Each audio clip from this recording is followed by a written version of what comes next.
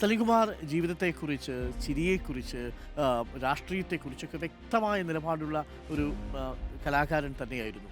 അത് ഉറച്ച കലാകാരൻ തന്നെയായിരുന്നു എന്നുള്ള കാര്യത്തിലാണ്. അദ്ദേഹത്തിൻ്റെ പേര് പോലെ തന്നെ ഞാൻ തുടക്കത്തിൽ പറഞ്ഞു, സലീം എന്ന് പേരിടുന്നത് തൻ്റെ മകനെ പേരുകൊണ്ട് ആരും തിരിച്ചറിയരുത് എന്ന് സഹോദരൻ അയ്യപ്പൻ്റെ ശിഷ്യനായ അച്ഛൻ തീരുമാനിച്ചു. അങ്ങനെയാണ് സലീം എന്ന് പേരിടുന്നത്. ആളുകൾ തെറ്റിദ്ധരിച്ചു കുറച്ച് ക്ലാസ് വരെ മുസ്ലിമാണ് എന്ന്. പക്ഷേ പിന്നീട് കുമാർ എന്നുകൂടി ചേർത്താണ് ആ പ്രശ്നം പരിഹരിച്ചതെന്ന് സലീം കുമാർ നർമ്മം കലർന്നു പറയുമ്പോൾ അതിനുള്ളിലെല്ലാം ഉണ്ട്.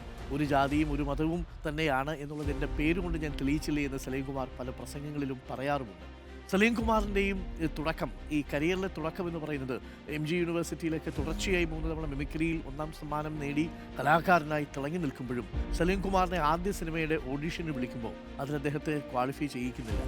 ഒട്ടും ടൈമിംഗ് പോരാ ഈ കലാകാരന് എന്ന് പറയുകയും പിന്നീട് ആ വേഷം ഇന്ദ്രൻസിനോ മറ്റുമാണ് കൊടുക്കുന്നത്. ഈ കലാകാരൻ്റെ അല്ലെങ്കിൽ ആ സംവിധായകൻ തന്നെ സിനിമാ സെറ്റിൽ ടൈമിംഗ് ഇല്ലെന്ന് പറഞ്ഞ് തിരിച്ചയച്ച സംവിധായകൻ തന്നെ ജൂറി അംഗമായ ബോർഡിൽ നിന്നാണ് ഒടുവിൽ സലീം കുമാറിന് മികച്ച നടനുള്ള ദേശീയ പുരസ്കാരം കിട്ടുന്നത് ആദാമിൻ്റെ മകൻ അബുവിലൂടെ. പതിറ്റാണ്ടുകളോളം മലയാളികളെ ചിരിപ്പിക്കുകയും ചിന്തിപ്പിക്കുകയും ചെയ്ത ഹാസ്യത്തിൻ്റെ തമ്പുരാൻ സലീം കുമാർ ഇനി ചിരി ഓർമ്മയാണ്.